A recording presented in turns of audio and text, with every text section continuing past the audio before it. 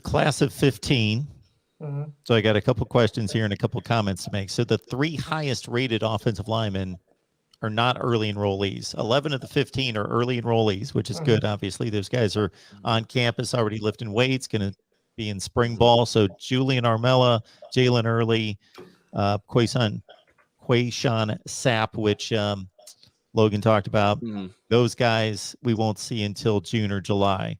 There's a hard commit here, Antavius Woody. You mentioned him, Logan. Yeah. Is there a reason he's only listed as a hard commit? He's the only guy in the class on the 247 list. Yeah, and he did his signing on National Signing Day, and by signing, we don't know what papers were signed, or even if they were papers for him to make it into Florida State. Just academics is something that he's trying to work on to be able to get into Florida State. From what I'm hearing, that seems to be the only holdup that's been ongoing since this last football season. That's always been a question mark for Woody, but at least the positive sign is that he's kind of shut out the Auburn discussion there and is going to stick with Florida State, and hopefully things can go well because that, watching his tape, that might be one of my most favorite guys in this class, just of physicality. He kind of reminds me, not even close. No one can even get to the tier of my favorite guy, Timmy Jernigan, but physicality, tenacity to get after. He could play offensive line. He could play defensive line. They just got to get him into Tallahassee. But yeah, that's why there's a question mark there, Mark. We don't know what he signed, but that could be an aid thing. PWO. I don't know. Florida State did a PWO with, Dante Anderson, the defensive end from down in your area, Jason. Well, obviously, if you want success, you come down to the 305 and the 954. But Mark, you go back to James's previous question because I want to actually ask Logan this question. His previous question. Yes, previous question or comment, I apologize, about JT Daniels versus Jordan Travis. Okay, I'll find it. Get to it. So the question the question was asked about, or the comment was made that Jordan Travis there we go. Logan, let's say JT Daniels comes to Florida State. That's the name we've mentioned. It's the name in our area. It could potentially happen. Who knows? Do you think Jordan Travis beats him out for the starting spot?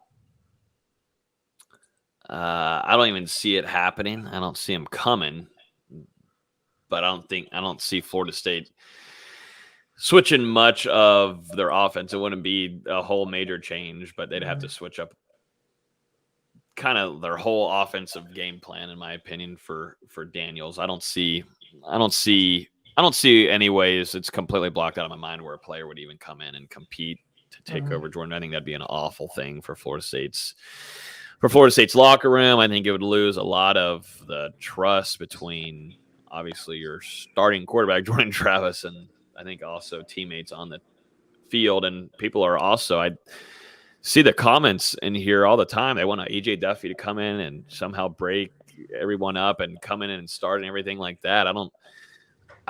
We are in definitely February. We are bored and we're saying crazy things, but that's just not going to happen. Not going to happen. And you look at Jordan Travis last year, improved immensely as a passer with what at wide receiver? What do you have? And still trying to throw. I thought he did a way better job of staying in the pocket, staying poised.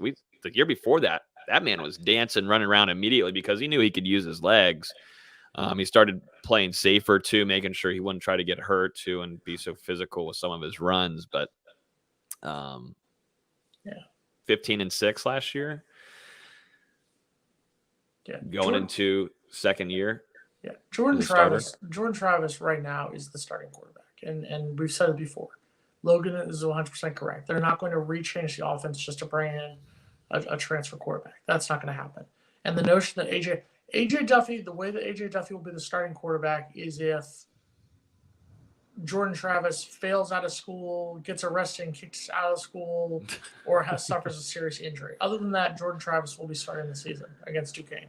Just book it down, mark it down right now. I agree with Greg. Yes, you must have a backup quarterback plan in place because one of our viewers said this earlier. The Florida game was a disaster when Mackenzie Milton had to come in when Jordan was injured. So, yes, you have to have a backup plan. But that being said, the backup plan has to work with what our Yeah. offense apparently is committed to doing.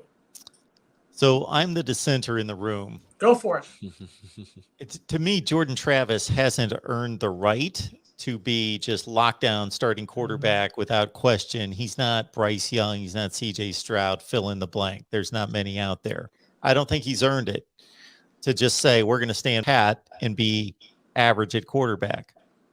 I think you look around and you bring in competition. And if you want to run that kind of program that I think Florida State wants to be and that it used to be, then you have elite talent stacked up at every position. And I know quarterback's different. There's only one guy in the field. So you've got to be a little bit more sensitive there, because it's not like, okay, let's bring in another stud wide receiver. We've got 3. We can bring in a 4th and they can all play. I get that. It's different. But I still think you need to breed competition. And he hasn't, from the standpoint of just having a capable backup for sure. AJ Duffy's got no experience. Number 2, pushing Jordan Travis. And number 3, not necessarily thinking that he's the end all be all and going to be the starter. I would bring somebody in. That would be me. But and we've talked about this before, and I will say it to you again. Right now, just let's say Florida State says we're going to keep the offense that we ran last season in 2022. That's the offensive formula that we are going to keep in place. Do you think JT Daniels, using him just as an example, do you think JT Daniels could work in that offense, which is a rush first offense, running first offense? And if not, what quarterback out there? Because yes, it'd be great if you had a Bryce Young, a CJ Stroud, if you had if you had Kenny Pickett last year from Pitt. Yes, all these guys would be great. Mm-hmm. But Florida State is not at that point. We are not at that point we were in 2013, 2014 with Jameis. And that's just unfortunate.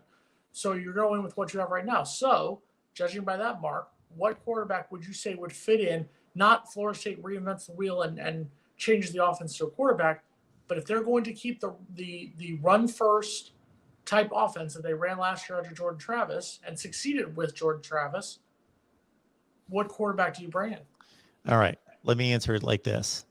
That, like we've had conversations on here, and I have agreed that the offense that I saw under Mackenzie Milton versus Jordan Travis showed me that, okay, they're having a difficult time changing the offense and readdressing the offense when they bring in Milton. They can't adjust. They for whatever reason. And I know that that's a difficulty, period, but there are other offenses out there that have quarterbacks that have different skill sets, meaning one quarterback's more of a dual threat guy, and then the backup is a pocket passer, and they make the adjustment. They don't lock in their offense just to fit one guy.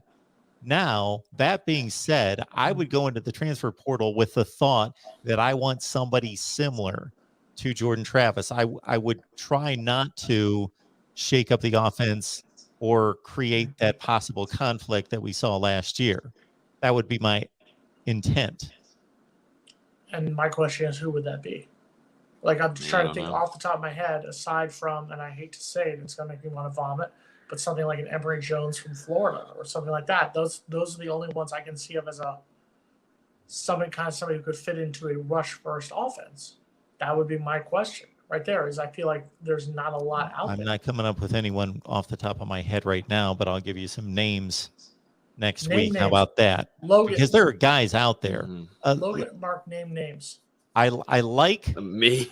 What about you, Jay? I like in this situation too. Iowa just won a division championship, went to the Big Ten championship game. They've got a top tier defense, top tier special teams. Their quarterbacks are marginal, and I'm being kind.